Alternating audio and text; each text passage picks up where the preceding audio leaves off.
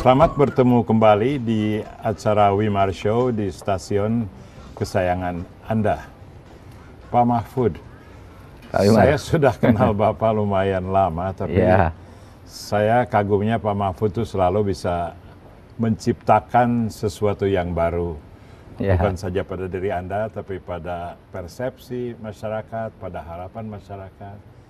Mahkamah Konstitusi yang Anda pimpin ini menyusul Mahkamah Konstitusi yang pertama dalam memberikan dampak yang sangat substansial. Pasti sudah sering mendapat pujian begitu. Iya. Tapi sekarang Pak Mahfud sudah mendekati masa pergantiannya. Iya, iya. Saya ingin tanya, pertama apa memang harus diganti, tidak bisa run lagi untuk perpanjangan masa kerja? Sebenarnya bagi saya masih ada kemungkinan untuk diperpanjang, karena saya kan baru satu periode sebenarnya, satu periode Hakim Konstitusi 5 tahun. Tetapi saya memutuskan untuk berhenti di satu periode agar ya sirkulasi juga berjalan bagus, dan saya merasa sistem sudah bagus di MK itu sehingga nantinya tidak terlalu diidentikan dengan saya gitu ya. Biar itu yang terkenal seperti itu tadi adalah MK sebagai lembaga, bukan ketua MK-nya.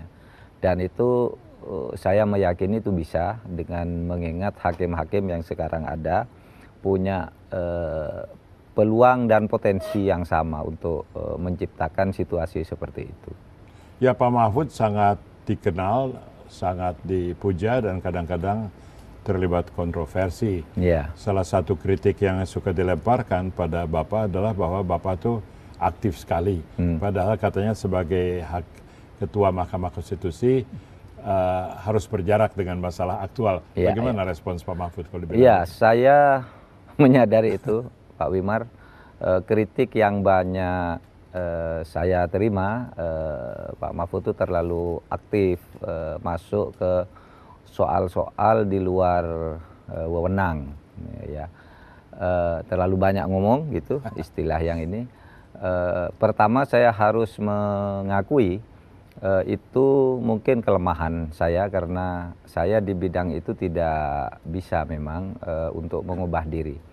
Tetapi satu saat saya pernah mendapat pertanyaan yang sama. Saya katakan pertama, ya salah satu kelemahan Mahfud MD itu karena suka ngomong, ya, terpancing untuk kalau ditanya pasti menjawab, dan kadangkala jawabannya selalu menjadi berita gitu, tidak sekedar normatif. Tetapi saya katakan di samping kelemahan, kalau Anda tanya kepada saya apa kelebihan Mahfud MD, saya katakan ya karena banyak ngomong juga. Karena begini Pak Wimar, banyak hal-hal yang orang lain tidak berani ngomong karena merasa rikuh sebagai teman, merasa rikuh sebagai pejabat, itu bukan urusan saya misalnya, ya.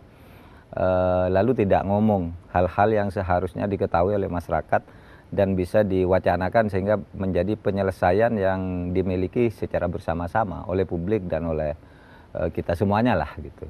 Ya, sebetulnya kalau saya tidak pernah keberatan terhadap orang yang banyak ngomong. Kalau enggak saya jadi bisa marahin diri sendiri, ya. Tapi memang tugas saya memang ngomong, ya.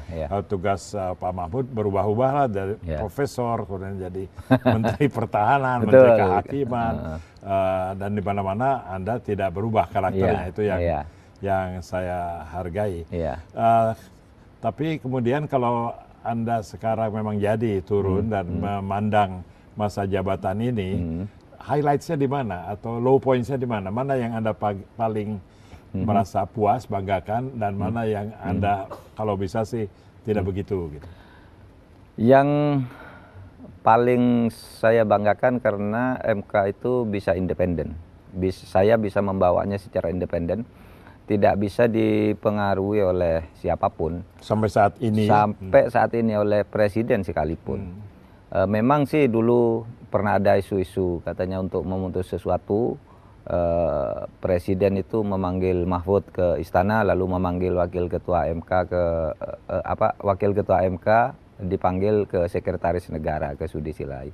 Tapi itu sama sekali tidak pernah, apalagi Pada waktu yang disebutkan itu disebut tanggal tertentu bertemu SBY, saya justru sedang mengajar di Padang.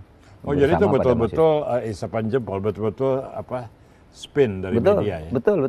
Itu menurut tidak. Anda itu spin karena tidak sengaja atau memang ada keinginan untuk mendistorsikan? Saya kira ada orang-orang yang tidak bertanggung jawab, menginginkan terjadinya distorsi pemberitaan, tetapi kemudian sayangnya banyak media massa yang kemudian mengutip itu, gitu, bahwa pada tanggal sekian Mahfud MD dipanggil oleh SBY, gitu, lalu Mukti Fajar sebagai wakil ketua dipanggil Sudi Silalahi, gitu. Padahal itu tidak benar. Saya dan Pak Mukti Fajar kebetulan pada saat itu, hari itu ada pengukuhan guru besar Saldi Isra. Kami sama-sama di Padang. Lalu kami memberi kuliah umum pada jam yang disebutkan itu. Untung ada alibi kuat, jadi ada bukti kuat ya. Makasih Pak Mahfud, kita akan break dulu sebentar untuk melanjutkan pembicaraan luar biasa kita, kesempatan luar biasa dengan Pak Mahfud MD, Ketua Mahkamah Konstitusi.